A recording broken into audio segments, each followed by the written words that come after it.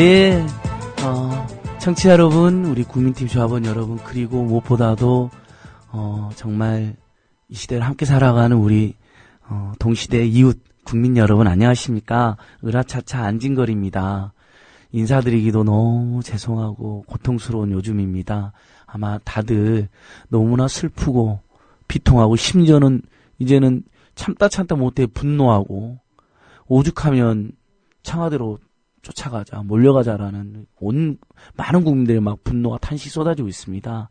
예, 그런 분위기 속에서도 또 을들을 위해서 애쓰는 많은 분들, 또 이렇게 대형 재난을 또 예방하고 제대로 관리하기 위해서 애쓰는 또 정치인들이 있기 때문에 그나마 뜻 있는 국민들과 정치인이 있어서 우리가 희망을 가질 수 있는 것 같습니다. 그래서 오늘 세월호 사고를 예방하기 위한 지자체의 역할들, 지방정부의 우리 매장을 운영하고 그런 재난관리 역할들이 있을 겁니다. 그리고 을들을 위한 지자체의 그런 중요한 역할이 있을 텐데, 그래서 여러분들도 너무 잘 아시는 이재명 성남시장님께서 우리 시장 직접 근처에 홈플러스가 들어서게 나와 되었습니다. 계십니다.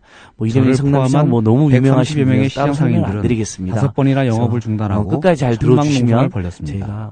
제가 여기에 참여연대와 시민단체들이 힘을 보탰고 또 을들을 위한 주민들도 서명으로 활동 함께 해주셨습니다. 청취자 여러분들 끝까지 그 결과 잘 해보겠습니다. 작년 12월 31일 망원역 홈플러스 익스프레스는 문을 닫았습니다. 전통시장과 함께 살기 위해 기업형 슈퍼마켓이 문을 닫은 첫 번째 사례입니다. 하지만 국회는 민생법안 처리를 미루고 정부는 별 관심을 보이지 않는데요. 그래서 항상 을들의 편에서 함께 싸우고 있는 참여연대가 더 소중하게 느껴집니다. 국민TV 라디오 청취자 여러분, 전국의 을들과 함께하는 참여연대 회원이 되어주십시오. 전화 02-723-5300을 통해 가입하실 수 있습니다.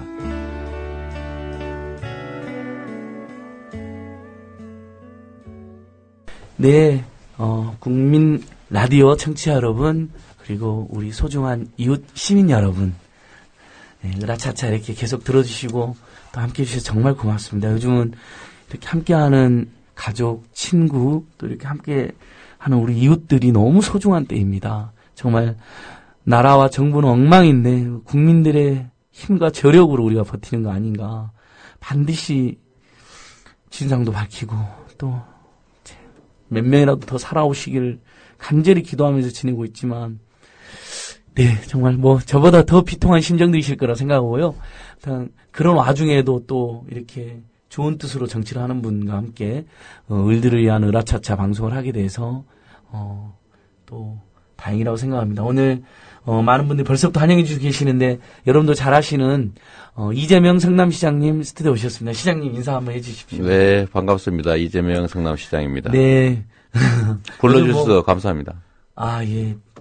와주셔서 저희가 감사드려야 되는데, 요즘 뭐 잘 계셨냐, 잘 지내냐, 뭐 괜찮냐, 뭐 이런 말 자체를 못하는 상황이 돼버렸습니다. 그렇습니다. 저희가 이렇게 뭐 동정을 막 묻고 그동안 시장님이 우리 시민들이랑 네티즌과 재밌게 잘 살아왔던 것을 이야기를 못해요. 너무 네. 슬퍼가지고. 그렇죠? 그렇습니다.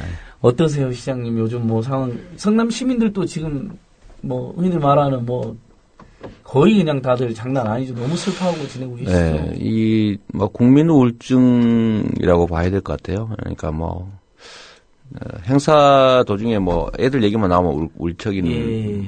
뭐 훌쩍이는 분도 많으시고, 또 우리 성남시는 또 성남시 피해자도 있습니다. 저희 세월호 관련 피해자가 현재 확인된 분이 이제 예. 4분인데. 아. 그러니까 지금 그런 것들이 제대로 파악이 안 되죠. 그러니까 그렇습니다. 심지어는 아직도 몇 명이 승선했는지 몇 명이 돌아가셨는지 이것도 지금 수치가 정확하지 않다면서요. 네, 그렇습니다. 확인이 안 될 겁니다. 이런 빌어먹을 나라 어디 있습니까? 비정규직인 알바생은 아예 기록이 안 돼버렸다는 거 아니에요. 일부 네. 알바생들 같은 경우는요.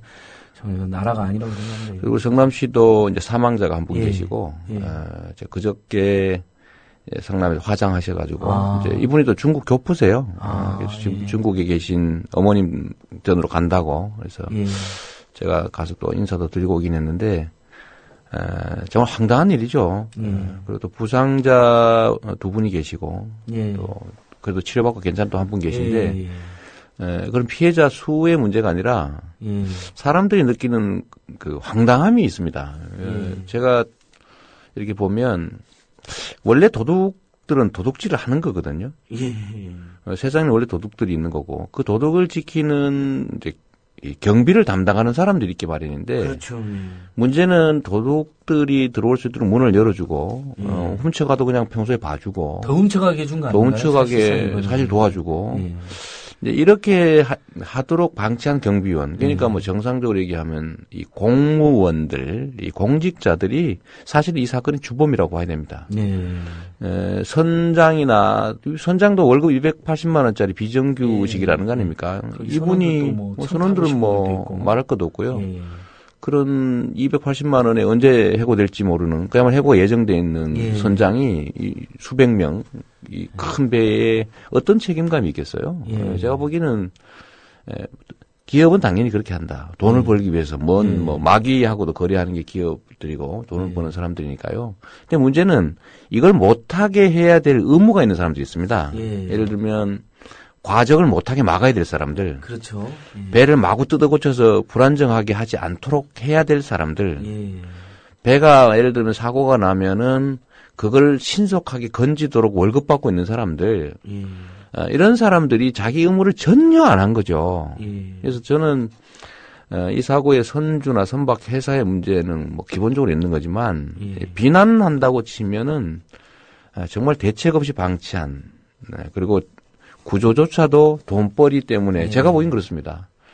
특정인들의 돈벌이 때문에 좀 구조 활동조차도 사실은 좀 시간 끌고 누가 먼저 들어갈 거냐 이런 거 다투고 우리 계약한 회사 들어가야 된다고 기다리게 하고 뭐 이런 게 저는 결국 공직사회의 문제라고 생각됩니다. 정말 국민의 생명과 안전만큼 중요한 게 없는데 그걸 지켜야 될 의무를 가진 사람들 그거 하라고 국민으로부터 월급 받는 사람들 또 그거 하라고 권한 부여된 사람들이 그 권한과 기회를 도대체 어디다 썼냐 결국은 저는 나쁜 짓 하는데 쓰다가 이렇게 됐다고 생각합니다. 그러니까요. 그 선장이나 일부 선원들의 행태를 보면 너무 화가 나는 건 맞지만 저는 박근혜 대통령 이 시기에 절대로 제가 그 동의 안 되는 게 모든 책임을 마치 선장한테 몰아가가지고 뭐 마침 무슨 살인마가 하나 나쁜 짓을 한 것처럼 이렇게 몰아가잖아요.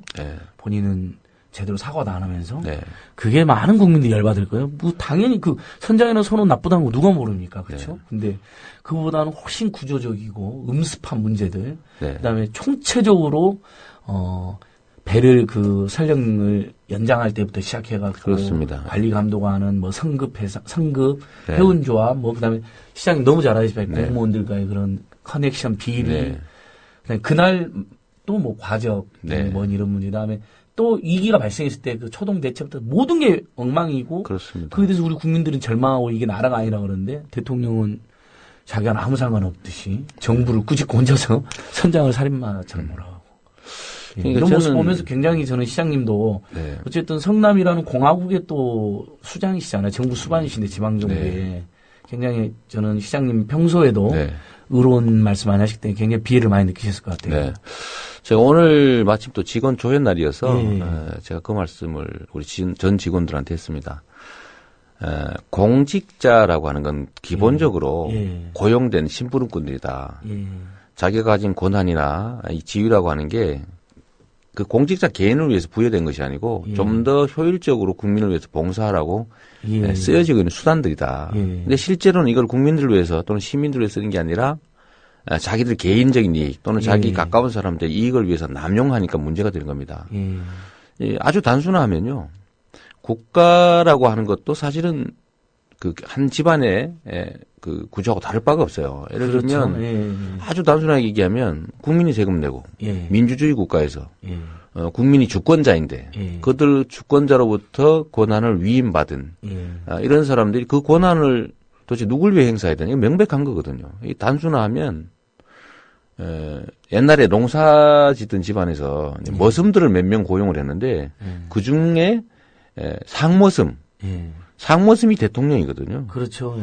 일 제일 잘할 것 같고 잘할 것 잘 들을 것 그래서 가장 높은 자리에 주고 세경도 제일 많이 주고 앉혀놓는 거죠. 그다음에 머슴들 관리하라고 앉혀놓은 건데 예를 들면 국민들이 예를 들면 이제 집 주인이 아니 왜 일하라고 시켜놨더니 일은 안 하고 이 도둑놈들하고 올려가지고 이 밭에 농사 지은 걸 자꾸 훔쳐낸다 이 말이에요. 또는 훔쳐내는 거를 갖다가 방치한다. 예. 예를 들면 뭐 집에 도둑 들어오는 걸 막으려고 있는 모습이 예. 막기는커녕 그 모습하고 같이 놀아난다 이러면 예.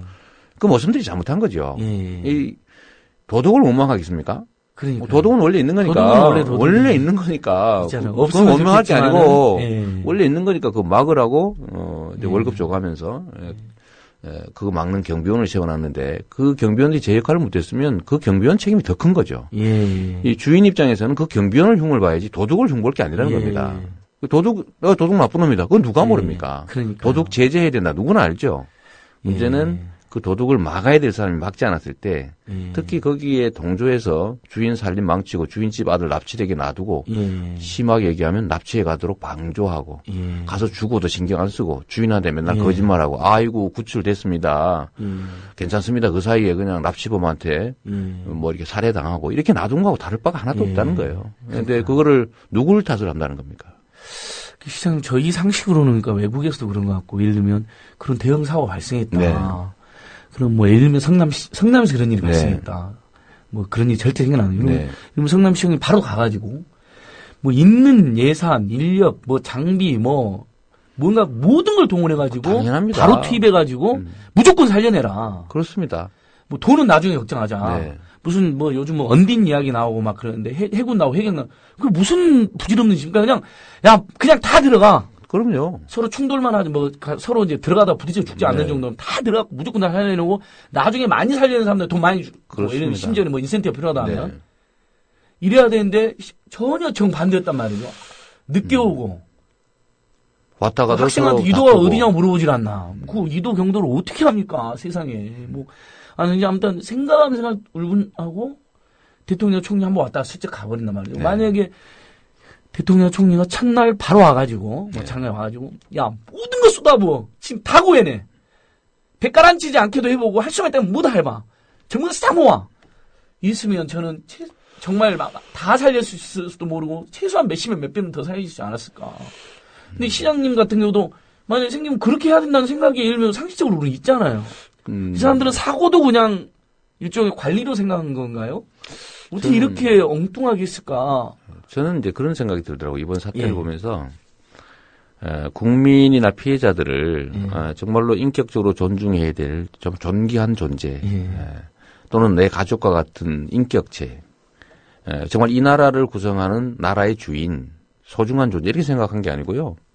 뭔가 이렇게 관리하고 또는 지배해야 될 대상이나 객체로 생각한 느낌이 많이 듭니다. 그냥 물건 중에 하나. 정말 그 어떤 예비군 중대장이 기자회견장에 뛰어들어와서 생방송에 보니까 방송사고 내셨던데 저 방송사고 낼만 하다는 생각이 들더라고요. 아니 정말 애들이 물에 빠져가지고 지금 물 먹고 막 죽어가고 있을 텐데 거기 막 뛰어가는 사람들 붙잡아가지고 격려사 듣고 가라고 잡는다는 게 이게 저는 인간의 상식을 가진 사람들 머리에서 나올 수 있는 건가 이게. 그러니까. 사람들이 현장에서 목숨을 정말 잃어가고 있는 그 순간에 그 격려사 뭐 중요합니까? 그거 빨리 가라고 길을 비켜줘야 될 판 아닌가요? 그리고 또 한 가지는 이런 게 있습니다. 이 최고 책임자라고 하는 역할이 정말로 중요한데요. 저도 성남에서 그런 비슷한 규모는 좀 작지만 일을 한번 당해봤습니다. 대형 화재 사고가 발생했는데 이 화재가 나가지고 옆집에 이제 건물이 옮겨 붙어가지고 막 수백 세대가 불이 난 거예요. 다 탈출돼가지고 인명사고는 없었는데요. 아유, 다행이네요. 그러니까 보상 문제나 뭐 이 사람들 임시거처 문제나 이런 것들을 이제 주민들이 항의를 하니까 이 각 국장 과장들이요 서로 막 핑퐁을 하느라고 일이 진척이 안 돼요. 그래서 결국은 제가 다 직접 다 하죠. 그러니까요. 요 일은 무슨 국에서 맡고 요 일은 여기서 맡고 또 싸우면 예를 들면 이거 다 조정해주고 아까 말씀하신 것처럼 비용은 우리가 법률이 허용하는 범위에서 다 뒤져서 무조건 지원한다. 그리고 같이 연구하고 찾아보고 또 그거 안 되면 민간단체 지원 받고 밥이라도 다 해주고 또 이렇게 거주지라도 마련해주고 이렇게 하니까 좀 자리가 잡혀가더라고요. 근데 이거를 그냥 둬버리면요. 이 기본적으로 이 라인이 워낙 여러 개이기 때문에 통제가 안 됩니다. 그리고 서로 책임의 이 책임 부담이 좀 줄어들어요. 왜냐하면 여러 부서가 걸려있기 때문에 내 단독 책임이라면 하죠. 근데 뭐 해경 책임이기도 하고 해수부 책임이기도 하고 군대 책임이기도 하고 무슨 소방본부 책임이기도 하고 뭐 이러니까요. 서로 책임감이 한 4분의 5분의 줄어드는 겁니다.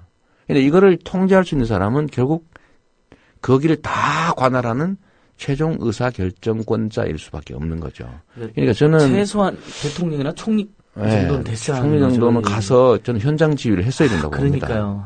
여기 지금 우리 쿨쿨님께서 시간을 되돌리시면 있다면 저도 지금 맨날 생각하는 거거든요. 그 뉴스를 아예 안 봐버리다가 요즘에 겨우 힘내서 보는데 용기 내서 보는데 바로 지금 만약에 지금이 사고 터지는 순간이라면 모두 달려가서 어떻게 다 구했을 텐데 막 이런 생각하는데 그 아까 전에 시장님께서 그 이야기 하시던데 격려사 그날 강병구 안행부 장관 어디 무슨 충청도에서 뭐 아산에서 사고 접수 보고 받고도 청와대 보고도 안 하고 사진 찍고 있었다는 거 아닙니까? 사진이고 뭐고 이거 나중에 다시 찍을 테니까 무조건 달려가고 청와대 보고하고 대통령이 모시고 내려가든지 자기가 큰일 났다 지금 수백 명이 물속에 있다.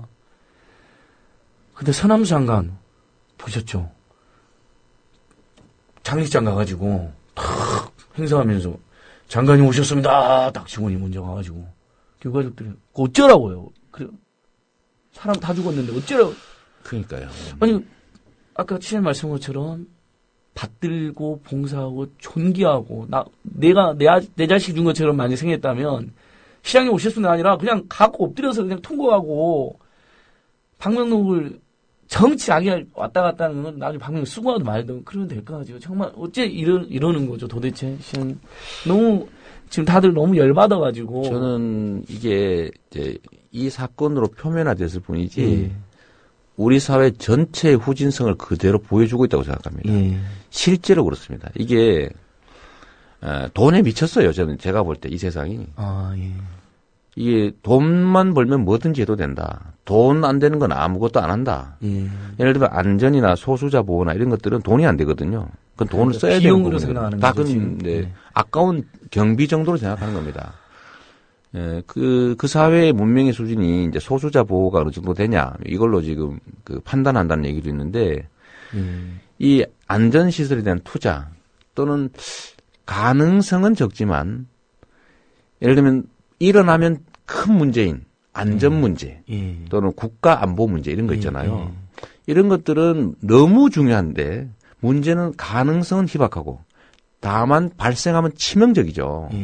이런 데는 평소에 표시는 잘 안 납니다. 여기에 투자를 했다는 사실이 별로 생색도 안 나고 표시도 안 나지만 이런 기본을 튼튼하게 하는 회사, 그 사회가 진짜 단단한 사회죠. 근데 우리 사회는 아직까지는 예를 들면 안 보이는 건 안 해요. 이 껍데기는 화려한데 속을 들여다보면 순 엉터리죠. 기본이 안 돼 있습니다.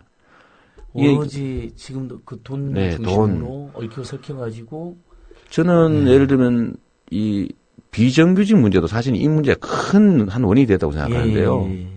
여기에 예를 들면 정말 자긍심 가지는 선장, 자긍심 가지는 평생 직장이 보존되고 그 배와 함께 평생을 보낼 사람들이 이 일을 맡았다면 저러지 않았습니다.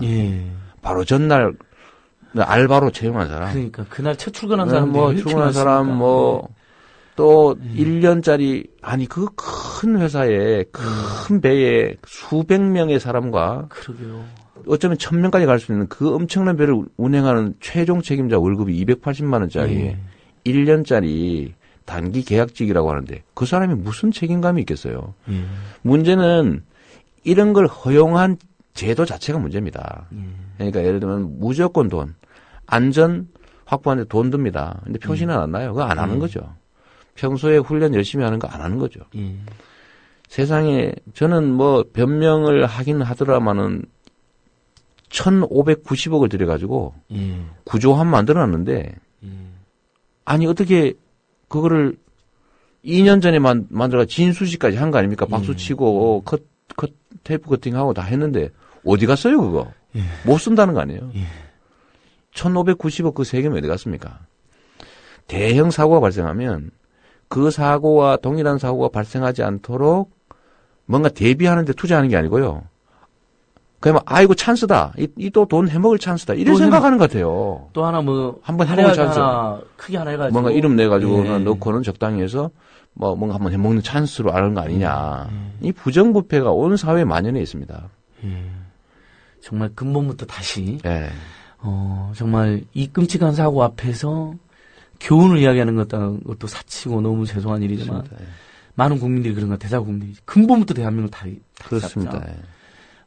규제라든지 규제 완화나 이윤을 무조건 추구하는 게 아니라 오로지 국민의 생명과 그렇습니다. 안전 그거보다는 더 중요한 게 없다. 그 이에 모든 걸 다시 설계하자라는 이야기 나오는데. 그렇습니다. 이 규제 완화가 마치 경쟁을 촉진하고 경쟁이 효율이 있는 것처럼 만능이 것처럼 얘기하지만 사실은 규제 완화 규제도 좋은 규제, 나쁜 규제가 있는 거거든요.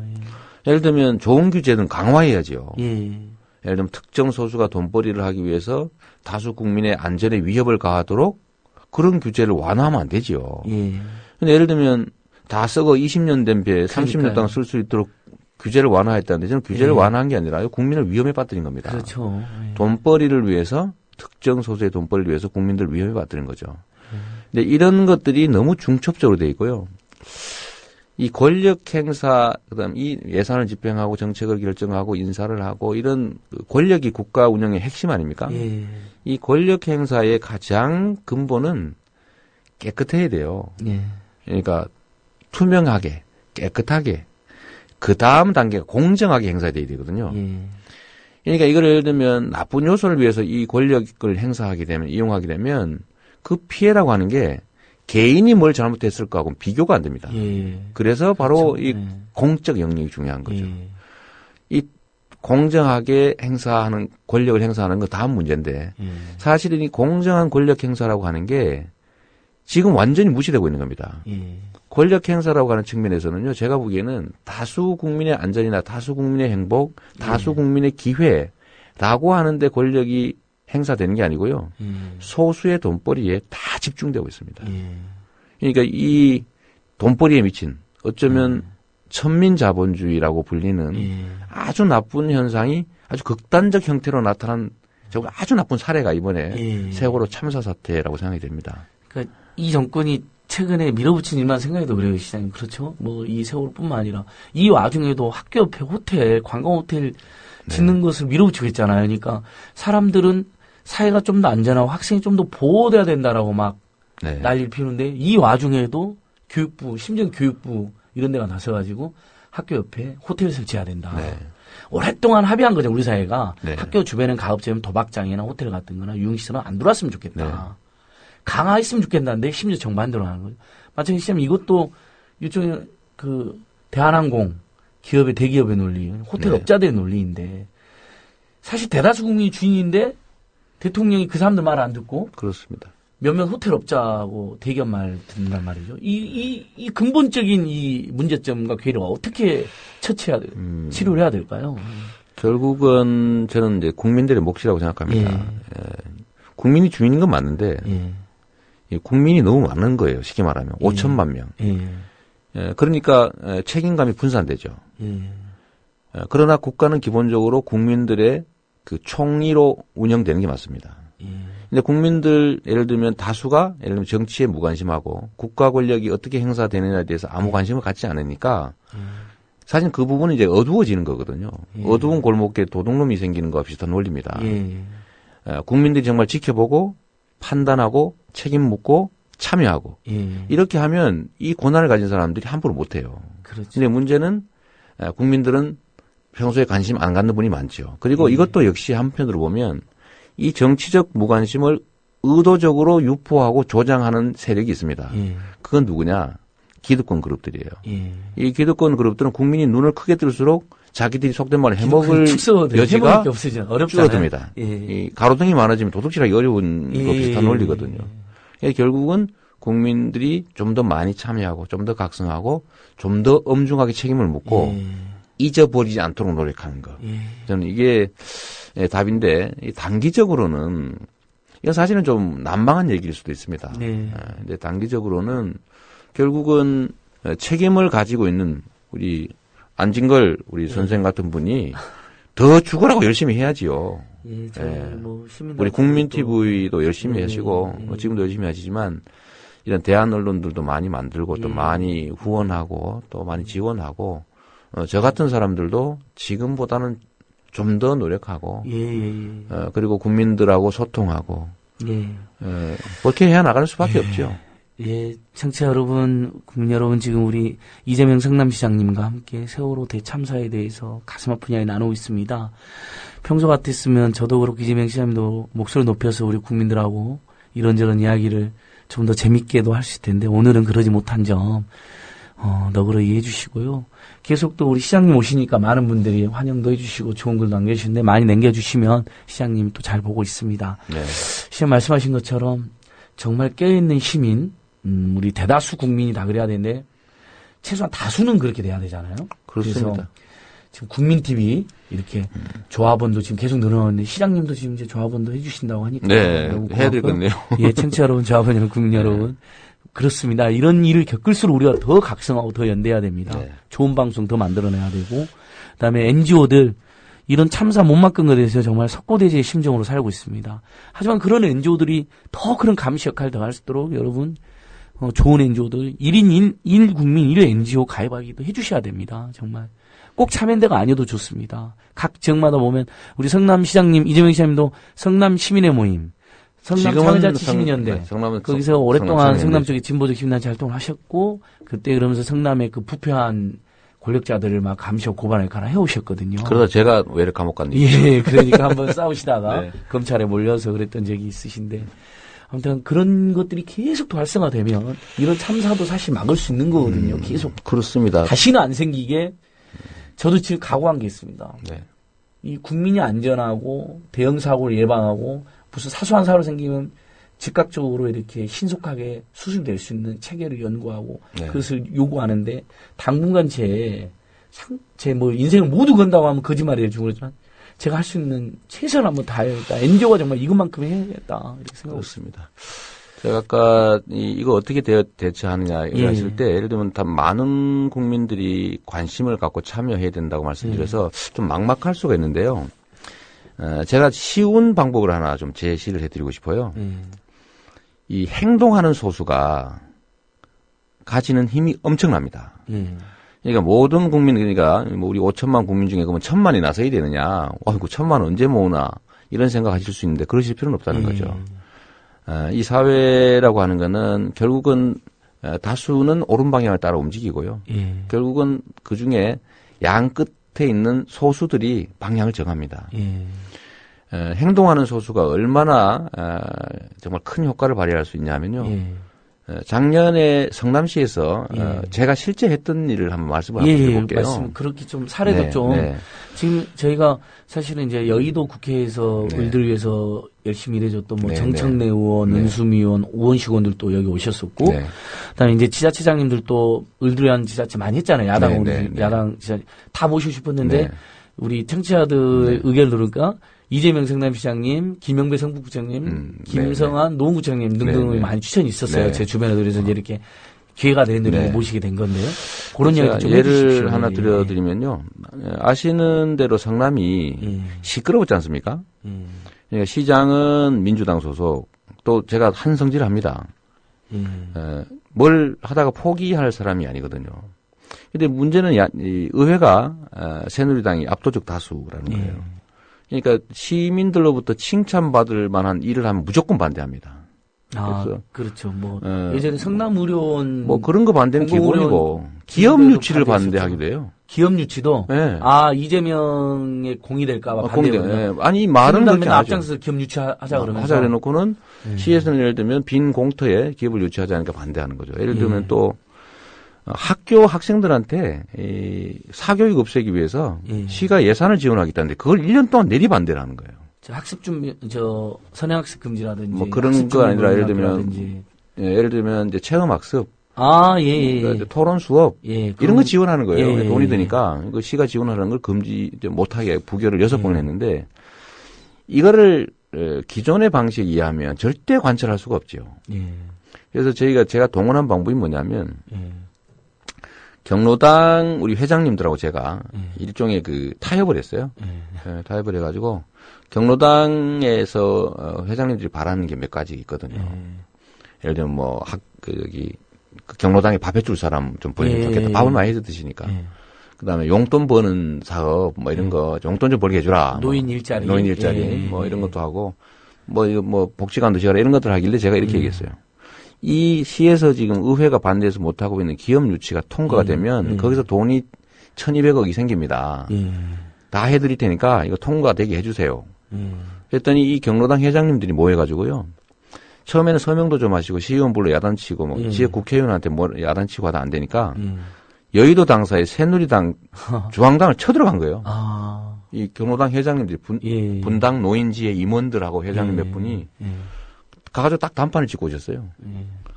당신들 이런 식으로 하면 우리 가만 안 놔둔다. 이랬더니 그때 바로 당론이 바뀌어가지고 기업 유치 안건이 의회에서 나도 모르게 통과돼 버렸어요.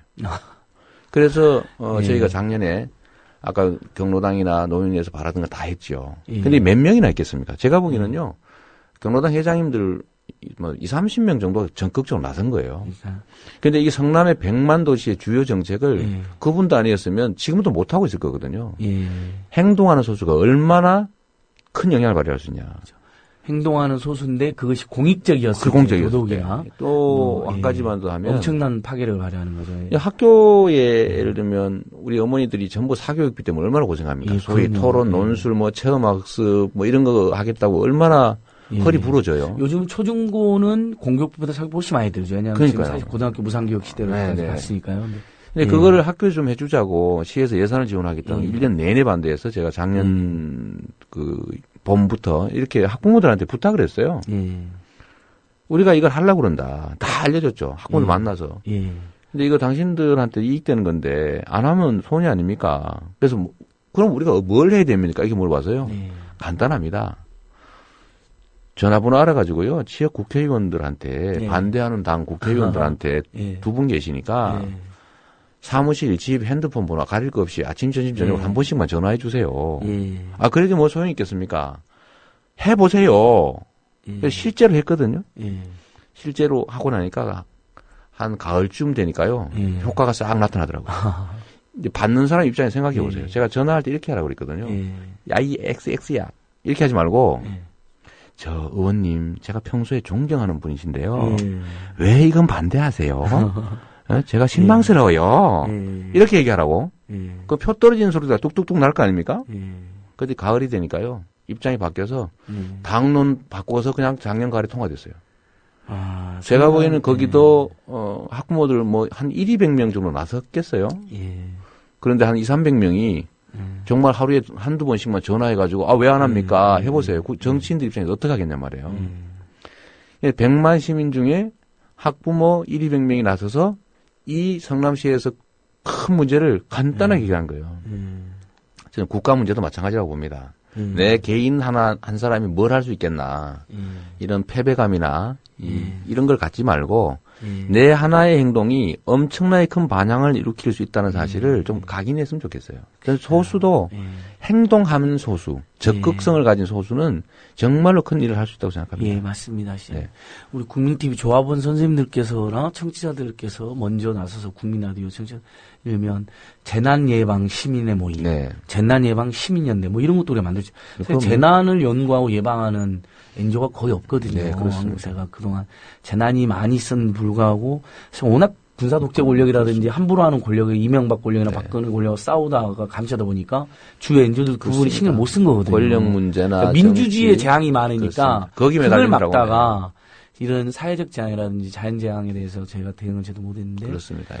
그나마 제가 최근에 알아보니까 희망제작소 있잖아요. 우리 박원순 서울시장님이 만들었던 그 싱크탱크에 재난안전연구소라고 국내 유일의 민간 싱크탱크가 있더라고요. 재난안전연구소 얼마나 다양한 일이든지. 그래서 지난주에 이제 그분들 못 모시고 이제 그분들과 함께 또 같이 연구하는 시민경제사회연구소 홍원호 소장님 우리 국민TV 지난주에 성남시 재난안전 문제를 한번 연구를 하면 한번 의뢰를 그러니까 해봐야 그런 되겠네요. 부분도 이제 시장님께서도 아마 이번에 성남 시에서 훨씬 더 안전한 성남을 위한 고민을 많이 하실 텐데 재난안전연구소라든지 아니 또 성남 시민들이 예를 들면 성남 지역 내 재해 요소를 미리부터 체크하고 이렇게 예방할 수 있는 그래서 지금 이 재난안전연구소에서 이번 지방선거 관련해서 모든 지자체장들이나 여야 정당이 채택해야 될 공약으로 지자체장 산하의 위기관리 보좌관실을 그거 좋네요. 크고 작은 위기나 재난이 많이 생기잖아요. 그런 부분에 대해서 사실 전문적으로 예방하고 계획을 세우고 방어하는. 그래야 되겠네요. 그게 좋은 없죠. 아이디어입니다. 지금 그리고 깨어있는 시장님들이라든지 지자체장들도 아직 그것까지는 우리가 못 만들었잖아요. 좋은 아이디어. 예, 그러니까. 예. 그러면 그 이관리 보좌관실에서 그 일종의 다중이용 컨트롤 시설, 타워 역할을 다중이용 시설을 다 점검하고 그런 계획 세우고 그다음에 일면 작년 여름에 태안 해병대 캠프 참사가 있었잖아요. 그래서 사실 가짜 불법 해병대 캠프인데 그렇습니다. 성남에서 사실 해병대 캠프는 우리나라에서 하나인가밖에 2개가 없거든요. 합법적으로. 그런데 성남에 그런 거 있으면 이관리 제보 받아갖고 그 해병대 캠프 가서 확인하고 가짜로 하는 건데 안전하게 하는지. 태안 참사 때요, 시장님. 그 해병대 출신인 거 맞는데 청소년 교육 자격도 없는 사람들이 무자격자들이 예, 애들 조끼도 안 입히고 바다에 빠뜨린 사건이거든요. 난 정말 세상에 지금 생각해도 막 열불이 나는 사건인데요.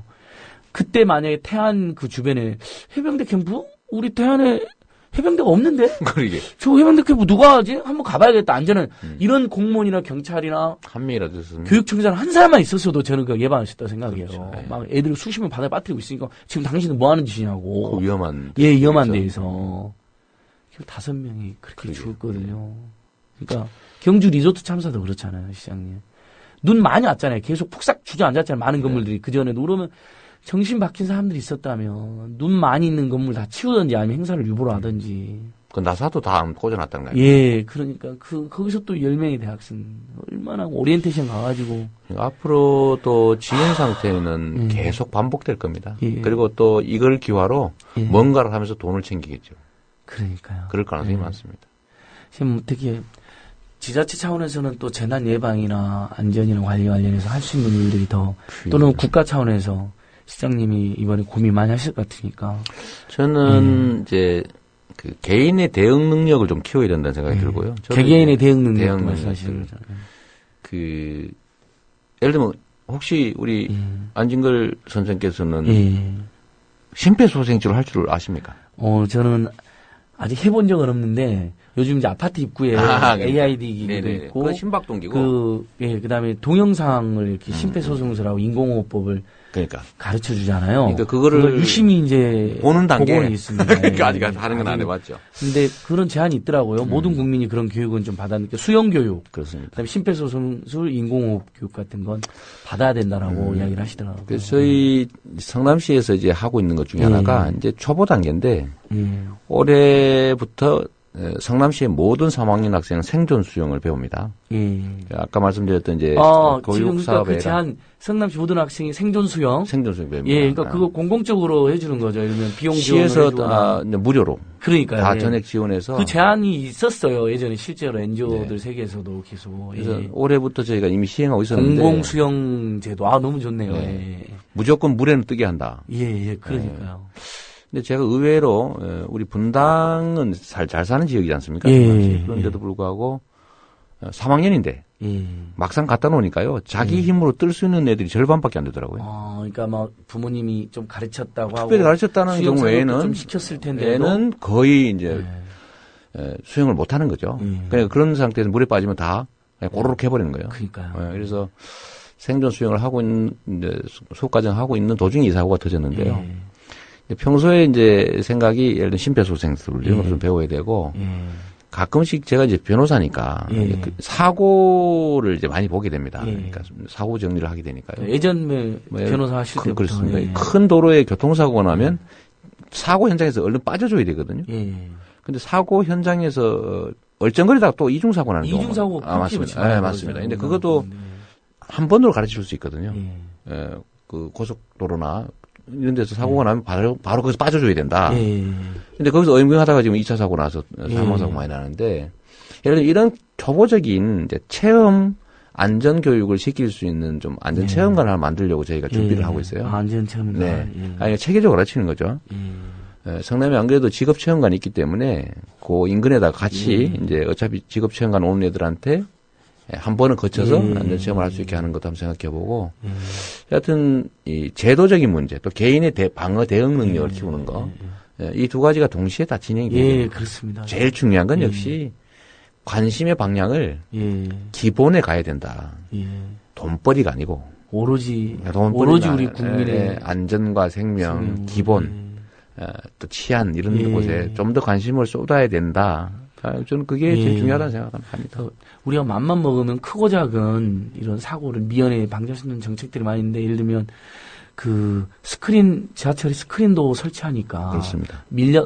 출퇴근 때 또 밀려 떨어지는 사고가. 실수로 떨어진 사람 없고, 시각장애인들, 휠체어장애인들이 또 실수 떨어진 일 없고, 네. 심지어 이렇게 뛰어들어 자살하는 분들도 있었는데, 다 다치니까 자살도 못하는 거예요. 그러니까 지하철이 안전해지고 누군가 사고 나거나 자살하면 그게 또 몇 시간씩 막히면 그 국민들의 피해도 엄청나잖아요, 사실은. 그 돌아가신 분들의 피해도 엄청. 근데 이런 것들도 있고, 제가 여기 항상 국민TV 올 때마다 마포대교를 지나보면 거기에 별거 아니지만 따뜻한 말 한마디 다 써놨거든요. 네. 자살을 올려있던 분들이 그거 보고 많이 돌아서신다는 거니까 그렇게 크고 작은, 그렇게 작은 것부터 개개인의 훈련, 그다음에 그런 시설 환경, 그다음에 시장님 아까 전에 계속 말씀하셨던 아주 엄정하고 정말 철저한 투명 안전관리 체계. 네. 그다음에 책임을 또 철저히 물어줘야 책임도 되고요. 철저히 묻고. 지금 아까 세월호 참사 얘기 다시 하면 아무도 아직 책임진 사람이 없는 것 같아요. 네, 그렇죠. 뭐 총리가 뭐 좀 이따 그만둔다 이런 정도. 그건 사실 도망가는 모습밖에 안 보였습니다. 저는 저는 현장에서 살겠다. 이제 부총리한테 일상적 관리 맡기고 저는 지금부터 현장에서 주민들하고 마지막 수습하겠다 그랬으면 얼마나 나을 뻔했어요. 근데 아무도 지금 책임을 그 기껏해야 말단 선장들 지금 뭐 형사처벌하는 문제 뭐 좀 더 확대되는 것 같긴 합니다만 저는 행정적 책임을 예를 들면 먼저 빨리 물어줘야 된다 생각해요. 그 사람들이 도대체 현장 지휘하면서 뭐 해군 잠수를 뭐 어쨌든 지연시키거나 막았다는 의혹받고 있는 사람 또 그 사람이 또 어디 뭐 이상한 그 관련 회사 옛날 출신이라고 그러는데 도대체 다 합당한 일이냐 그게. 저는 그런 데에 대한 책임부터 먼저 물어줘야 지금이라도 신속하게 교체해줘야 정신을 좀 차리지 않을까 하는 생각이 듭니다. 흐지부지가 문제예요. 뭐. 이번만큼은 잊지도 말고 흐지부지도 할 수도 없고 대통령이 사과도 제대로 사실 저는 한 거로 아니라고 보기 때문에 국민들이 지금 거세게 사과 요구도 하는 거고 심지어 조문 연출 논란까지 지금 생기고 있는 건데 뭐 그런 작은 것까지 우리가 이야기를 안 한다고 하여튼간 책임지고 제대로 사과하는 사람도 없는 정말 황당한 거예요. 책임의식을 못 느끼는 것 같아요. 그러니까 일이 아니라고 생각할 수 있습니다. 저는 우리 책임이 아니라고 생각하는 것 같고요. 미안하지 않는 것 같아요. 속으로는 그렇게 생각하죠. 속으로. 그러니까 진심 안 됐지만 뭐 내가 못했다고 아닌데 뭐 이런 생각을 하지 않아요. 저도 정말 아니라고 믿고 싶은데 하는 태도를 보면 이 박근혜 정권의 주요 관리들 고위 특히 장차관이라든지 그 새누리당 의원들 헛소리하는 거 보세요. 별로 뭐 좌파가 끼어있으니까 색출해라는 등 뭐 9.11 테러 이후에 미국 국민은 단결했는데 한국 국민은 왜 그런 그건 외적으로부터 침입당했고 거기서 소방관 수백 명 죽고 막 그러니까 단결도 하고 뭉치는 건지 여기는 지금 외적 침입도 아니고 내부적으로 그냥 사람들이 잘못해서 그런 건데 무슨 그 다음에 누구 하나 단 한 명도 구하지도 못하고 있는데 국민을 단결해라? 당신들이 없어야 단결할 수 있는 우리 안지건 선생님 저기 흥분하니까 해불고 이렇게 막 이런 발언 나오네요. 아 그러나요? 예. 아무튼 어디 말인지 잘 모르겠는데. 예. 아무튼 시골에서 올라왔습니다. 그런데 그러니까 너무나 국민들의 일반적인 국민들의 정서가 평범한 시민들의 정서가 너무나 동떨어진 자들이 권력을 장악하고 있고 정치하고 있다. 맞습니다. 그게 근본적인 저는 문제라고 생각하고 제가 이제 그냥 오랜만에 과격 말하면 다 그런 사람 전부 이번에 몰아내고 평범한 시민들 그러니까 좀 잘난 사람이 있을 수 있고 엘리트들도 있을 수 있습니다. 정치를 무조건 일반 시민들만 해라는 법은 없으니까. 근데 정서가 뿌리가 그 사람들이랑 맞닿아 있는 사람들이 해야 되는 거죠. 최소한. 그러니까 이게 우리가 말로는 예를 들면 이제 민주주의 그러니까 민주성의 원리 각각의 개인을 하나의 주체로 인정하고 또 그들의 총화된 의사가 이제 나라의 중요한 의사결정의 근거가 되는 그런 나라라고는 하는데 실제로는요. 저는 이 고난을 가진 사람들이 가끔씩 그런 생각을 하는 것 같아요. 내가 임기 동안 잠시 위탁받은 고난이다라고 생각하는 게 아니고 내가 딴 거다. 내가 뭘 싸워서 내가 뺏은 내 거다 이렇게 생각하는 것 같아요. 제가 성남시에서 4년 동안 시정을 하면서 느꼈던 게 이런 게 있어요. 저희는 이제 일이 잘 정리가 안 되면 시민들한테 자꾸 알리거든요. 이해관계 집단한테 이거 이래서 잘 안 됩니다. 이렇게 해야 되니까 알리면요.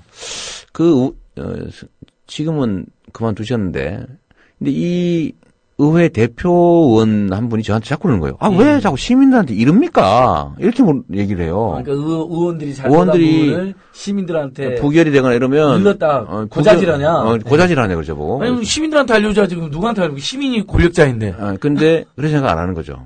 그때 일렀다 생각은 시장과 우리 시의원들끼리 얘기해서 해야 될 일을 왜 시민한테 자꾸 이러냐. 그런 사람은 시장이. 그러니까 제가 하도 답답하기도 하고, 근데 그 생각이 도저히 안 바뀌더라고요. 이 4년이 지나가도록 절대 안 바뀌더라고요. 그러니까 정치는 자기들끼리 알아서 하는 거라고 우리끼리 하는 거다. 그러니까 우리가 하는 건데 왜 그걸 시민들한테 알려서 시끄럽게 하냐. 왜 시의회에 쳐들어오게 만드냐. 저는 쳐들어오게 만들린다고 하죠. 저희 성남시 시정구호가요. 시민이 주인인 성남이거든요. 시민이 좀 주인으로 책임의식을 가지고 참여하자.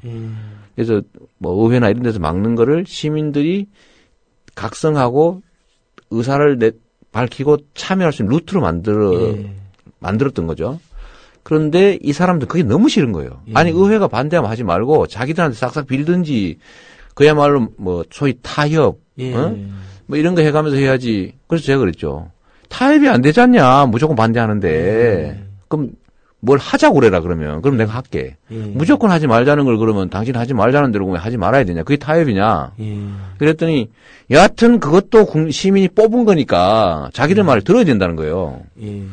그래서 제가 아무리 설명을 해도 그거는 잠깐 맡겨놓은 거고. 주권자의 의사와 위임받은 대리인의 의사가 다르면 주권자의 의사가 우선하는 겁니다. 당신이나 나나 위임받아서 잠깐 남의 일 해주고 있는 거지. 이게 당신 겁니까? 내 겁니까? 근데 이거를 4년 동안 도저히 안 받아들여요. 한 번도 정치를 그렇게 해본 적이 없는 그렇게 해본 일이 없는 거예요. 제가 배운 정치라는 건 정치는 굉장히 시끄러운 것이고, 막 수다스러운 거고, 이게 뭐 제가 말한 게 싸우고. 하버마스나 한나 아렌트 같은 유명한 정치 철학자들이, 세계 정치 철학자들이 그렇게 말하잖아요. 수다, 토의, 공론장 막 싸우고 갈등하고 그렇습니다. 그러면서 해소되고. 대다수 국민들이 말 한마디씩 하고, 감나라 배나라. 그러면서 제대로 가는 건데 그 사람들은 극히 소수하고 독재자 밑에 정치를 배워가지고 국민들이 이런 데 관심 가는 것 자체가 싫은 거죠. 그렇습니다. 근데 그런 시대가 아니니까 그런 사람들은 정치를 안 해야 되는데 아직도 그런 사람들이 다수당이 되어 있고 시장님 생각해보면 가끔은 우리가 이제 이 프로그램 으라차차여서도 부른 건데 성남에서는 가끔 시장님 을이 되어 있는 것 같더라고요. 다수당 시의원들이 지배구조 내에서는 가리고 을인 시장이 그냥 아무것도 못하게 공공의료원 확충하려고 그러는데 그걸 못하겠잖아요. 심지어 난 그거 아직도 기억하거든요. 아니 그뿐만이 아니고 조례가 막 부결되고 뭐 예산을 안 해가지고 뭐 싸우고 그런 일이 있었었죠. 근데 시립의료원도 의료원이었지만 이런 것까지 있었어요. 그 몇 가지 한번. 청소 용역 예산을 삭감을 해가지고 청소를 못하게 만드는 거예요. 욕 먹으라고. 시가 더러워지면 다 이재명 잘못이다 이렇게. 그래서 아니 상식적으로 1년에 청소해야 될 예산이 일정액인데 반을 딱 잘라버리는 거예요. 그래서 제가 그랬어요. 그럼 하루 걸러 하루씩 청소하라는 거냐, 아니면 반만 하라는 거냐. 그걸 과감하게 저질러요. 또 어떨 땐 이런 경우도 있었다니까요. 새누리당 의원들이 다수당이니까. 나가버리는 거예요. 논의하시다가. 표결을 안 하고 가버려.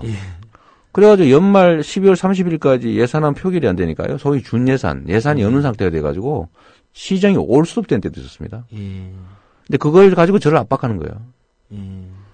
참 기가 막힌 일이죠. 그래서 저희가 그때 온 동네에다 문자를 날렸죠. 시의회에서 의결을 안 해가지고 예산을 안 하는 바람에 프로그램 다 시기됐습니다. 수영장도 운영 못합니다. 뭐도 못합니다. 이걸 다 보냈죠. 그래서 동네가 난리가 났을 거 아닙니까? 그러니까 일주일 만에 본인들이 언론 들어와서 두드리고 나갔어요. 근데 그 과정에서 아마 저는 약간의 손실도 있지만 시민들이 이거 내 거구나. 저 인간들이 잘못하면 저 인간들의 일이 아니라 내 삶에 관계된 일이구나를 느꼈던 것 같고요. 우리가 나서니까 바른 방향으로 가는구나. 이런 생각을 했을 것 같아요. 성남이 가장 여야 간에 치열한 전쟁터다 이런 말도 나오는데 시장님이 그런 시민들과의 직접 정치 소통은 굉장히 뛰어나신데 그것 때문에 안티도 많이 생기셔가지고 지금도 많습니다. 이것도 보니까 있네요. 제가 또 안티나 비판을 또 두려워할 필요는 없고 잘 또 살펴봐 주셔야 되는데 그런 부분도 많이 생겼죠. 그럼요. 저는 그 기회요인이라고 생각하고요. 새누리당 당 그 의회가 더 많아지고 그 초기에 이제 시가 하는 일이 전부 다 제동이 걸릴 때 제가 작정을 한 게 있어요. 이걸 기회로 이용하자. 원만하게 타협해서 할 수 있는 길이 봉쇄되니까 아예 시민들이 이번 기회에 시정의 주체로 나서게 되는 계기를 만들자 이렇게 마음먹었어요. 그래서 시정 구호를 아예 시민이 주인인 성남 이렇게 만들어 이제 걸고 뭐든지 시민들하고 직접 소통하면서 제가 뭐 트위터나 막 이거 열심히 하는 이유가 있어요. 제가 가지고 있는 힘이라고 하는 건 믿을 게 시민들밖에 없는 거예요.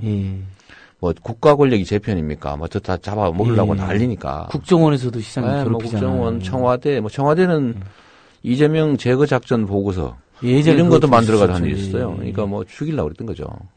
그래서 시민들이 이제 우리의 유일한 근거다 이렇게 생각하고 이제 일이 생길 때마다 시민들한테 알리고 시민들이 참여하게 했는데 시끄러웠죠. 그러니까 일단 한번 시와 시의회가 부딪히고 난 다음에는 시민들이 나서서 의회를 압박해서 통과시키고. 근데 이 과정이 계속되다 보니까 한 클릭씩 늦긴 했는데 결국은 제가 기획했던 일을 다 했어요. 못한 게 없습니다. 그것은 시민들이 힘으로. 원하고 기획하는 공익적인 일이기 그렇기 때문에 가능합니다. 그러니까 예를 들면 제가 사적 이익을 추구하는 일이었다면 못했겠죠. 이게 다 시민들의 이해에 맞고 시민들한테 도움이 되는 거니까 제가 이러면 바로바로 나타나 주는 거예요. 그래서 시끄럽긴 했지만 제가 하고자 했던 일 다 해서 공약 이행률이 전국 최고 아닙니까? 매니페스토 본부에서 인정한. 매니페스토에서. 거기는 확실하죠. 공정하시고. 그래서 저는 아주 좋은 기회였다고 생각이 돼요. 국가 운영도 저는 국민이 주인인 나라 돼야 되는 거 아닙니까? 그리고 시장님 일단 1부는 요 정도 하고요. 청취자 여러분, 시민 여러분, 지금 이재명 성남시장님과 함께 사실은 지자체가 재난 예방과 재난 수습에 나서야 된다는 전문가들 의견도 많아가지고 다양한 좋은 말씀 나누고 있습니다. 잠시 전화 말씀 듣고 또 2부에서 더 뜻깊은 이야기 나누도록 하겠습니다. 고맙습니다.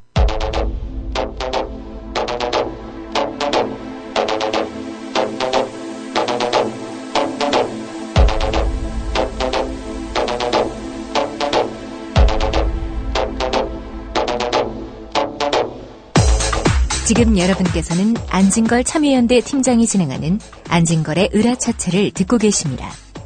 이 방송은 매주 목요일 낮 4시부터 5시 반까지 국민 라디오를 통해 가장 먼저 청취하실 수 있고 팟캐스트 포털 팟빵에서 다시 들으실 수 있습니다.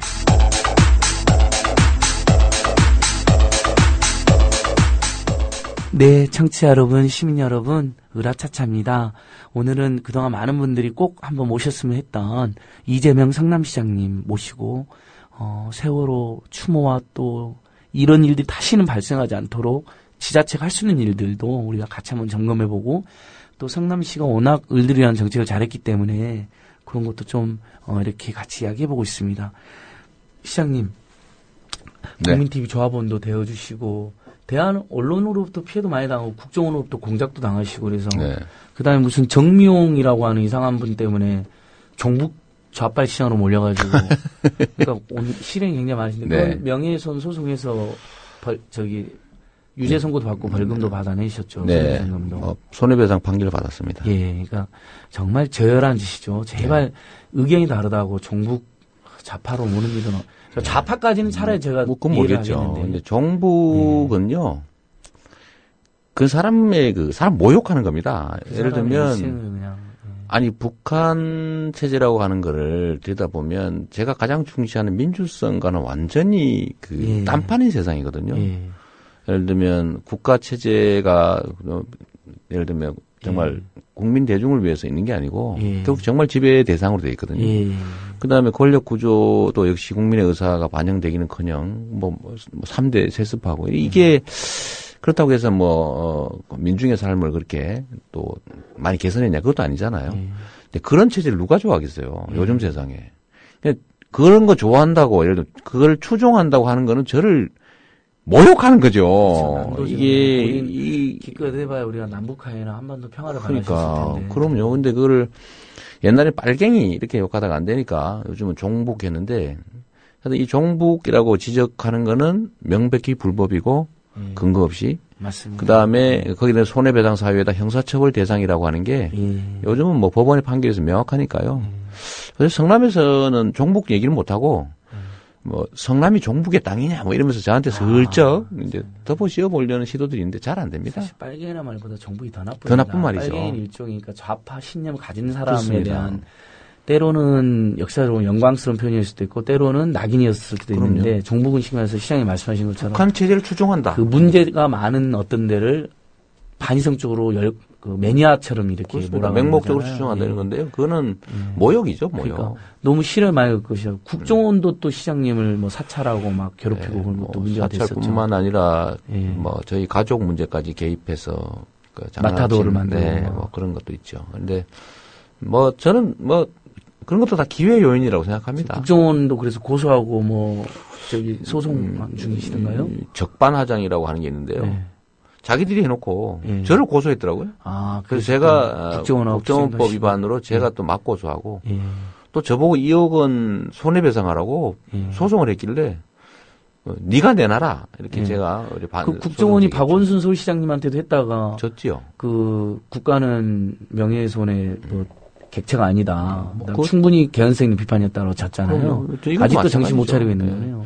제가 이렇게 거짓말할 줄 알고요. 제가 직업이 변호사 아닙니까? 다 녹음해놨어요. 잘하셨어요. 녹음한 줄 모르고 거짓말을 하더라고. 그러니까 지난 한 2년을 돌이켜 보면 이 세월호 같은 사회적 참사하고 민주주의를 유린한 이명박 박근혜 정권에 한 정치적 참사가 우리 국민들을 너무 짓눌렀다고 생각하는데 아무튼 좀 너무 나아지시겠죠. 네, 시장이. 그럼요. 저는 우리 성남시가 저는 이제 독립공화국이다 생각합니다. 실제로 우리 성남시 같은 경우는 이제 국가로부터 재정 지원을 받지 않아요. 재정이 독립되어 있기 때문에 그리고 또 상당히 또 재정 여력이 높고 또 권한도 50만 이상 대도시라 경기도로부터 대부분 그 독립되어 있기 때문에 그 시민들의 의사를 반영해서 충분히 자율적으로 필요한 정책을 다 시행할 수 있습니다. 더불어 살자님께서 안 그래도 서울시장님은 뭐 일부 구청장들이 협조 안 해서 고생을 하고 있는데 이재명 시장님은 경기도 관계 어떠시냐 이렇게 물어보시는데 그래요? 김문수 지사가 좀 엉뚱한 행동을 많이 하고 그럴 때가 있으니까 이번에 생활임금 조례 3번째 통과된 거 또 반대한다고 그러대요. 그걸 그렇게 끝까지 반대할 일인지 참. 서울의 광역시의 시와 이제 구청 관계하고 이제 도와 시군의 관계는 좀 다릅니다. 이게 행정 시스템 차이가 있는데요. 광역시는 시 중심입니다.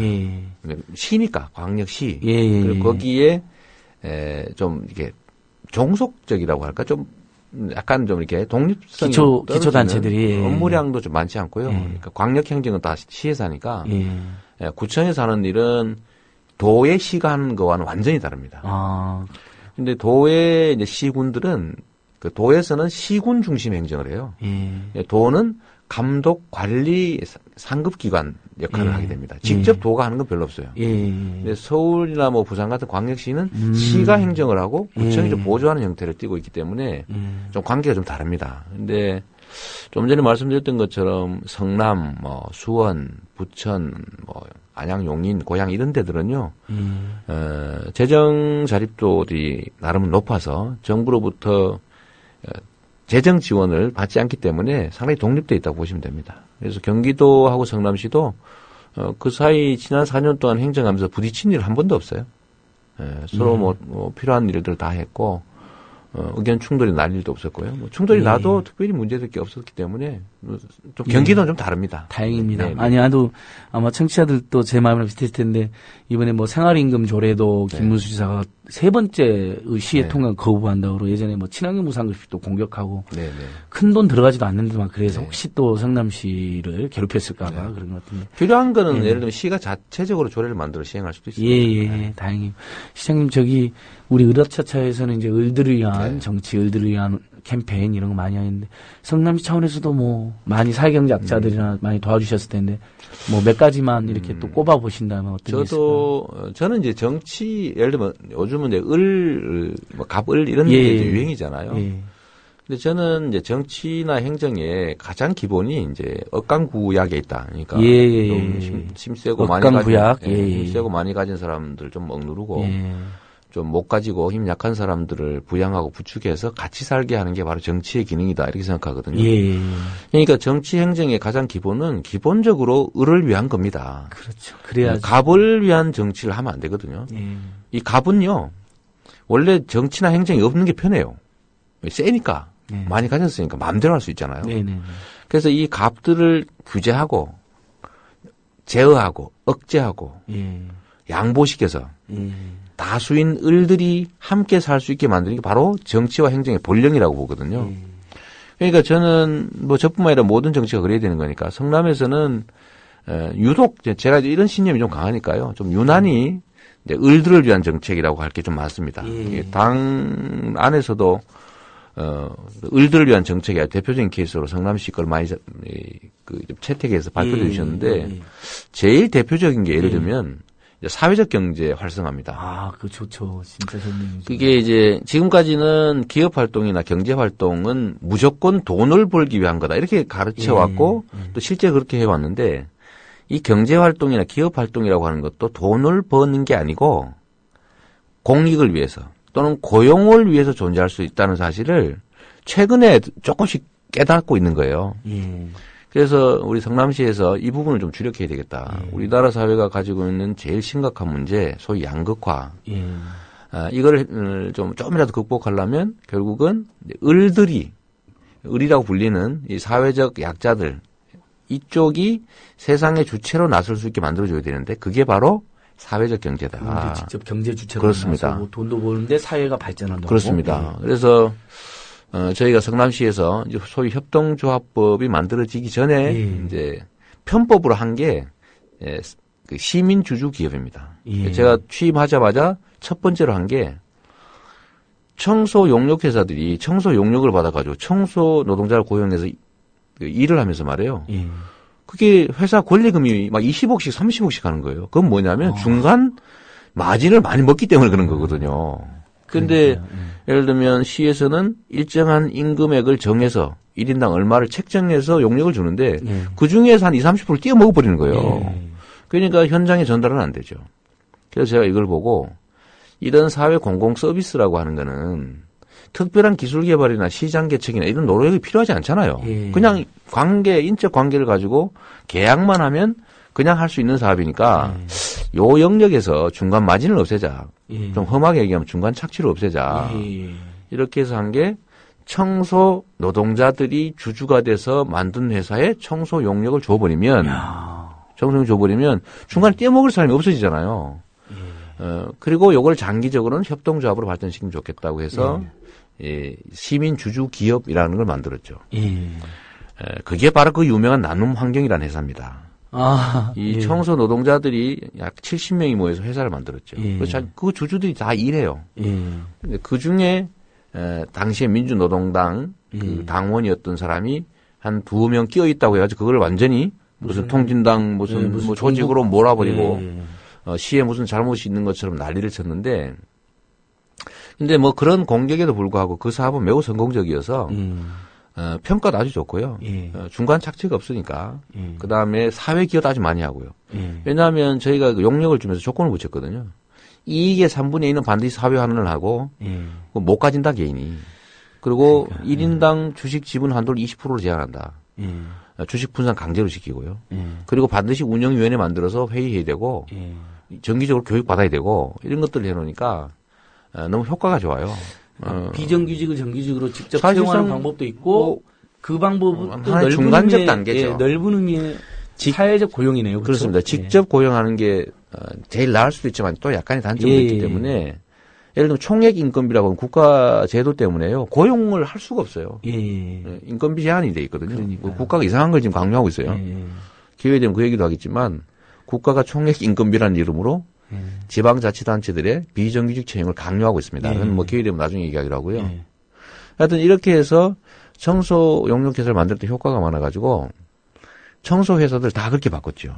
그래서 청소회사들의 권리금이 다 없어졌어요. 없어졌다는 건 뭔가요? 부당한 이익이 사라졌다는 얘기죠. 그래서 그 다음 단계로 우리가 해본 게 보통 마을버스나 이거 면허를 내주면 시장 아는 사람한테 내주잖아요. 해먹으라고. 제가 그거 안 하고 그 버스 운전기사들이 만든 그 회사에 예. 그다음 면허를 내줘서 그분들이 직접 회사 주인이면서 운전기사로 일하는 거예요. 그러니까 청소노동자에서 이제 운수노동자로 다 사실 공공 영역이잖아요. 그렇습니다. 청소, 교통. 예. 그다음에 그게 어차피 버스 면허 내주면 그 노선 다니면서 돈 벌어서 먹고 사는 건데 그걸 특정 개인한테 내줘가지고 이권 챙기게 할 필요가 없지 않습니까? 그래서 청소노동자를 하고 이제 그 다음에 이제 웬만한 시가 위탁하는 사업은 다 이런 사업으로 바꿔서 우리 성남시는 사회적 기업이 서울 다음으로 많은 거니까 서울은 광역시인데도 불구하고 가장 많은 도시가 됐습니다. 고용 인원도 상당하고요. 기업 수도 상당히 또 많아서 전국 1위를 하고 있는데 이런 것들이 바로 그야말로 을이 을들을 위한 정책이 아니고 을이 갑되는 거죠. 그렇죠. 모든 사람이 갑이 돼야 되는 거죠. 소수의 갑과 다수의 을이 아니라 갑 다 없고 다수가 그게 제일 좋은 을이, 거죠. 갑인 을이 있으면 제일 좋은 거죠. 그래서 저는 이게 사회가 100%는 안 되겠지만 그래도 이 을이 동시에 갑인 소위 사회적 경제라고 하는 영역이 저는 상당 정도 좀 그 비중을 차지하게 하는 게 제 목표입니다. 매우 중요한 가치고요. 그래서 그건 저는 뭐 자랑할 만하다고 생각하죠. 너무 좋네요. 계속 뭐 잘 해주시고요. 제가 또 꼭 하나 여쭤보고 싶었던 게 진주의료원 홍준표 도지사는 그걸 없애가지고 난리가 났잖아요. 그렇습니다. 작년에. 근데 성남은 오히려 그때 정반대로 성남은 공공의료원을 착공을 했단 말이죠. 그 부분도 굉장히 전국적으로 화제가 됐고 대비가 됐는데. 그렇습니다. 저는 이 공적인 권한을 행사하는 영역에서 제일 중요한 가치가 공익이다. 당연한 거 아닙니까? 사적 이익을 추구하는 것은 공공 영역에서 할 일이 아니라 그건 기업이나 바깥에서 할 일이죠. 그런데 시립의료원 또는 공공의료원을 없애거나 또는 반대하는 사람들 입장이 아주 단순합니다. 왜 거기다 돈을 쓰냐는 거예요. 적자난다는 겁니다. 단순하게 얘기하면. 그래서 제가 이렇게 얘기했죠. 여러분 민간에서 못하기 때문에 꼭 필요하지만 못하는 일을 하기 위해 세금 내는 거 아닙니까? 예를 들면 성남은 일반 회계 예산이 1조 4천억인데 연간 1조 4천억을 적자를 내고 있는 거예요. 그렇죠. 돈 벌려고 하는 게 아니죠. 국가는 400조 원 적자를 내고 있는 겁니다. 그러니까 국가부터 없애야 되는데 적자로 따지면. 적자를 따지면 없애야 되는 거죠. 하지 말아야 되는 거죠. 근데 이 문제는 그걸 적자라고 안 하고 보통은 투자라고 하거나 집행이라고 하죠. 근데 이 재밌는 거는 건강을 증진시키기 위해서 공원을 만들거나 체육관을 만들거나 이런 거는 1,000억, 2,000억 들어도 말을 안 해요. 운동장 만드는데 한 1,000억 막 들잖아요. 연간 관리비가 100억씩 들잖아요. 논리적으로 따지면 돈 한 개도 안 되는 데다 1,000억 투자하고 매년 적자 100억씩, 200억씩 내고 있는 거예요. 그거는 아무 말을 안 하는데 사람이 병 들어가지고 건강을 회복하기 위한 공공의료원을 만드는데 1,000억, 2,000원 들고 연간 기껏해야 2, 30억 적자나는 건 줄을 쓰면서 반대하는 거예요. 왜 이러는 거예요 도대체? 저는 이 도구마라고 보는 거죠. 일종의 이건 공공 부분을 공공적으로 하는 거 안 보고 예를 들면 이거를 반대하는 거죠. 기업에 맡기고 싶어하고 돈벌이 수단이라고 보는 겁니다. 진료, 의료라고 하는 거를 시민들 또는 국민들이 살기 위한 최소한의 조건이라거나 국가가 책임져야 될 영역으로 생각하는 게 아니고 이건 돈벌이 수단이다. 즉 돈 없으면 치료 못 받고 죽어도 되고 돈 있으면 막 잘 되고 이런 예를 들면 골프장 이런 영역으로 보는 거예요. 골프장이나 예를 들면 무슨 체육시설 이런 거 있잖아요. 그런 거 그래도 됩니다. 근데 사람들이 살기 위한 식주, 건강하게 사는 권리 이런 것들은 국가가 책임지도록 헌법이 써놨고 그게 예를 들면 민간에서 감당이 안 되면 공공부문이 감당하라고 세금 내는 거고 그 세금을 내는 거는 적자가 아니라 바로 투자다. 이렇게 봐야 되는데 그걸 뭐 20억인가 적자를 한다고 없애버린다는 거예요. 그건 사실은 저는 좀 다른 정치적 의도가 있지 않나 이런 생각이 들더라고요. 그러니까 그 대학생들 학자금 허덕이는 거 뭐 유명한 사실인데 그 이자도 지원해주는 조례 정책도 알고 계시죠? 성남에서는 작년부터 성남시 관내 그 주민들 자녀들은 대학 다니는 동안은 장학 그 등록금 빌린 거 이자를 100% 다 내주고 있습니다. 그러니까 일단은 뭐 성남시가 무상교육은 할 수는 없지만 그렇습니다. 최소한 학자금 이자만큼은 그거에 허덕여가지고 신용문양자가 되는 사람이 5만 명이 넘거든요. 그렇습니다. 야, 좋습니다. 그러니까 그런 사실 제가 이제 이런 이야기를 굳이 시장님 모시고 하는 이유가 사실 우리 국민들이 정책 감수성이 좀 더 높아지지 않은 그렇습니다. 좋은 정책 많이 들어가고 우리 동네도 막 요구를 해야 되거든요. 국가에도 그렇습니다. 요구하고. 그러니까 저는 아까 정책 감수성이라고 하신 아주 좋은 표현 같아요. 어떤 정책이 결정되고 집행되는 게 예를 들면 개인들한테 직접 관계가 있다는 생각을 잘 못하는 거예요. 문제는 그게 내 삶과 직결돼 있구나라는 생각을 하면 가만히 있겠습니까? 예를 들면 대학생들이 1학년, 2학년, 3학년, 4학년 그러다 뭐 군대 가서 4학년 한 학기 나중에 할 수도 있는데 그 사이에 내는 이자가 수백만 원 되거든요. 그거를 시가 내주겠다. 그런데 이걸 누가 또 반대한다. 그러면 관심 가지고 누가 왜 반대하냐고 따져야 될 거 아닙니까? 말을 잘 안 한다는 거예요. 되면 다이고 안 되면 그만이고. 그런데 막상 눈앞에 10만 원 수표를 놓고 네가 가질래 내가 가질래 했다고 보세요. 엄청 오늘 난리 날 거 아닙니까? 서로 죽으려고 그러시죠. 그런데 결국은 그게 저는 민주주의 교육이라고 봐요. 또 본질적으로 얘기하면 시민의식이고요. 이 시민의식의 핵은 공적 영역에서 벌어지는 일이 내 사적인 삶과 얼마나 관계가 있는지를 깨우쳐가는 과정 같아요. 그래서 이런 것들도 자꾸 해보는 거죠. 자꾸 해보고.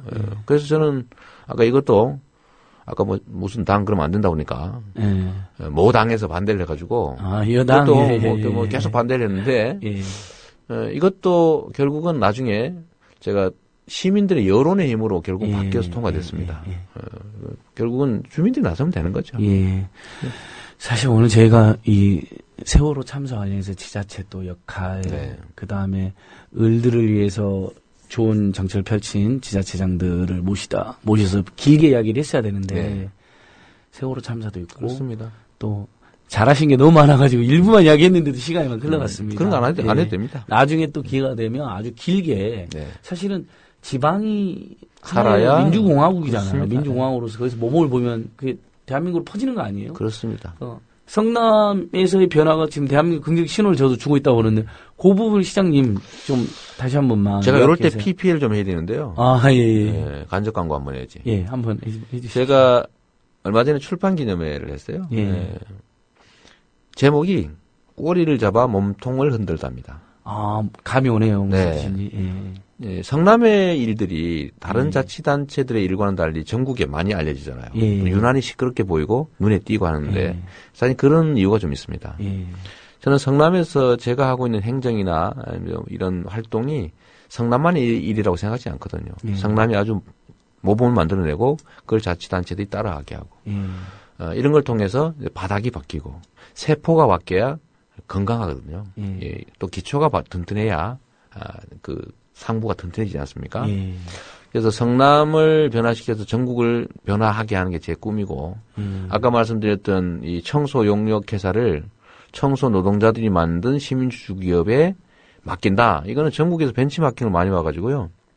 그 이명박 대통령도 칭찬했어요. 그분이 나를 엄청 미워하는데 뭐 이재명인지 모르고 했겠지. 청와대에서 성남에서 잘하니까 가서 연구해라. 수출 공작도 있었잖아요. 했는데 그럼에도 불구하고 성남에 가서 이거 너무 좋은 거니까 행정학 교과서에도 안 나오는 거니까 전국에 벤치마킹하라 지시를 해서요. 부산 해운대구 같은 데 실제 시행하고 있고 그렇군요. 다른 자치단체들이 많이 따라와서 하고 있죠. 많이 바뀌었어요. 그래서 결국은 지역의 일이 지역의 일만이 아니다. 그리고 진정한 변화는 머리에서가 아니라 발끝에서 온다. 좀 그렇게 좀 한번 체험하는 과정이었으면 좋겠다는 생각이 듭니다. 그리고 이번 세월호 참사는 여하튼 어떤 현장에서도 어떤 시기에서도 잊혀지지 않는 주제인데 우리 지방자치단체들 입장에서도 아까 우리 그 안지건 선생 말씀 중에 사고는 결국 지방에서 일어난다. 그 말이 정말 제 마음에 와닿습니다. 어디든 결국은 땅이 있는 지역에서 벌어지는 일이고 해당 지방자치단체의 역할이 지금보다는 제가 지금 이 순간까지 생각해 왔던 것보다는 좀 더 강화되어야겠다는 생각이 듭니다. 그러니까 전국 지자체장 중에 최초로 위기관리 보좌관 같은 걸 그다음에 위기관리 시스템 매뉴얼 같은 걸 지자체에 만드셔야 돼요. 우리 약속해 주세요. 꼬리가 성남이란 꼬리가 전국에 그게 퍼질 수 있도록. 그래서 아까 이제 말씀하셨던 중에 저희가 생각 못한 부분인데 역시 이제 안전체험센터나 안전교육을 강화하는 개인적인 역량을 강화하는 것도 중요한데 이제 공적 영역에서 실효성 있는 정책을 만드는 것, 사전 점검과 사후 대비를 철저히 하는 것들을 전문가를 좀 우리가 채용해야 되겠다는 생각이 들고요. 그래서 아까 희망제작소에서 재난안전연구소에서 만들었다고 하는 위기관리 보좌관 전문직 채용은 저는 바로 좀 시행하도록 하겠습니다. 아직도 제가 이제 임기가 한 달 반 정도 남아 있거든요. 한 달 반 넘게. 끝나도 끝난 게 아니잖아요. 그거 모르고 하여튼 요거는 바로 저희가 정책으로 채택해서 시행하도록 하겠습니다. 하여튼 안전한 사회 되면 좋겠습니다. 항상 이렇게 시간이 모자라가지고 제가 말을 조금이라도 덜 할 거예요. 죄송합니다. 시장님 말씀 더 드렸어야 되는데 하지만 나중에 또 시장님의 좋은 정책들, 성남 좋은 정책 다시 한번 소개하는 시간이 있을 거라 믿고요. 오늘 시장님 마무리 인사해 주십시오. 네, 아까 드릴 말씀을 다 드려서 우리 국민TV 시청자, 애청자 여러분들 좀 도움이 됐나 모르겠습니다. 그런데 하여튼 중요한 거는 국민이 주인이 맞습니다. 그냥 대접받는 주인이 아니라 책임지는, 참여하는 주인의 역할을 하면 세상은 바뀝니다. 그리고 다수가 아니라 소수의 작은 노력들이 모여서 결국은 세상은 바뀐다는 걸 한 번만 더 확인하고 싶습니다. 네, 고맙습니다. 여러분, 다음 주에 또 뵙겠습니다. 정말 좋은 소식이 들려오기를 간절히 기원하면서 마무리하겠습니다. 안녕히 계십시오. 감사합니다.